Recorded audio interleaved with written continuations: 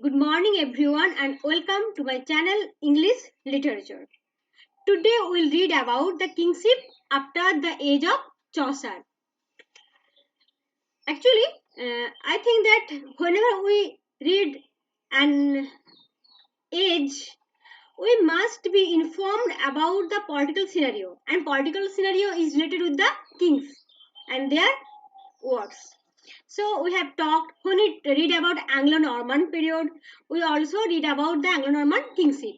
When we read out Chaucer, we also discussed about the kingship of Chaucer. And now after Chaucer, we'll read about the kingship after Chaucer. So who was the first king? Duke of Lancaster, Henry the Fourth. When Chaucer died, in England throne there was Henry the Fourth. And he was son of Edward III's son, John of Gaunt and Blanche of Lancaster. John of Gaunt was also the patron of Chaucer. He was one of the most influential noblemen.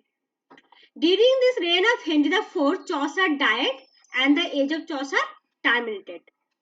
But with Chaucer's death, Henry IV did not descend from the throne. So after Chaucer's death, even after Chaucer period, we have to talk about Henry IV. So in the age of revival or after Chaucer period, the first king was Henry IV. Next is Henry V, 1413 to 1422. Though his father Henry IV did not pay much attention to the war with France, that was the 100 Years' War with France, and she was busy with skirmishes with the English nobles. Henry V revived the 100 Years' War. He won a great victory at Agincourt in 1415. I'll make a video on 100 Years' War in details, and then we'll read about these battles, major battles, the Battle of Agincourt, on other battles, and the France versus England forces. He forced the French king to accept him as heir to the French throne. But after the death of Henry V, the scenario changed. The English, who were just winning the battles, started get defeated by the French army, and French refused the previous claim of England. Again the war started with the leadership of Henry VI. But Henry VI was not an efficient king. We know already in the age after Chaucer, we have read that Henry VI was insane and mentally very weak. So he was not an efficient and powerful king.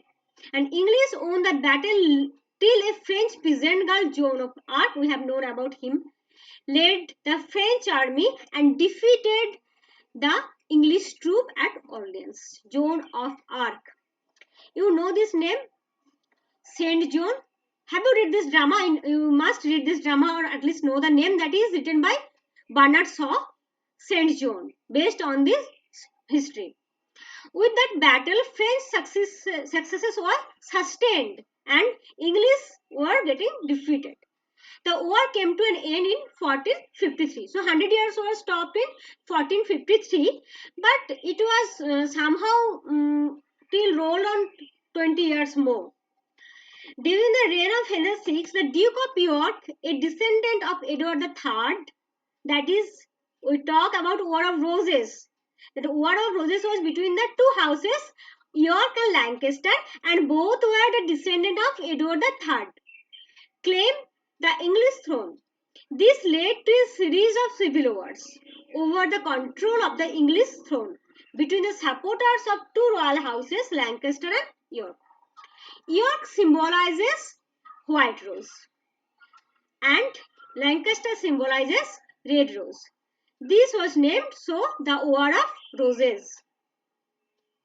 In 1461, Henry VI was defeated by Edward IV, and Edward IV was from York. So Henry IV, Henry V, Henry VI, they belong to the House of Lancaster, and they ruled from 1399 to 1461. It is clear, after 1461, the throne was occupied by the House of York till 1485. Okay. The Yorkist kings were Edward IV, Edward V, and Richard III. Richard III was defeated by Henry VII, and that's ended the War of Roses. Edward IV was the main character of the War of Roses. A series of civil wars in England was fought between the Yorkists and the Lancastrians. He inherited the Yorkist claim after his father's death. Who was his father? Richard, Duke of York. He deposed King Henry VI and overpowered his throne. But his chief advisor, Richard Neville, Earl of Warwick, and his brother George, Duke of Clarence, rebelled against him. So for a short time, again Henry VI took the throne. But it was just for few months actually. Again Henry VI was imprisoned and later he was killed. Edward IV, he succeeded. Edward IV was Edward V was Edward IV's son. But he succeeded his father's throne for a brief time. It is said that Richard III will be his uncle, killed him. It is said that Richard III killed Edward IV and his brother and just took the throne. Richard III actually was Duke of Gloucester. Richard III was actually Duke of Gloucester. When he took the throne, he took the name King Richard III. He was appointed as a regent for young Edward V, but he usurped the throne and became the king. Now came Henry VII. Henry VII actually was Henry the Tudor, and why he was Tudor we'll discuss in the War of Roses. Why he is called Tudor. Again he is Lancaster. Okay, and from him started the Tudor dynasty. Why from Henry VII Tudor dynasty started? These all doubts and queries will be solved in the War of Roses. Henry Tudor was the heir to the House of Lancaster. He defeated Richard III and became England's ruler as Henry VII. Then Henry Tudor became Henry VII. So Henry Tudor and Henry VII was the same person. And with Henry VII, it started Tudor dynasty. So with whose kingship, under whose kingship Tudor dynasty started, it is Henry VII. He married Edward IV. Edward IV is from York. He married Edward IV's daughter Elizabeth of York. And through this marriage, the House of York and Lancaster united.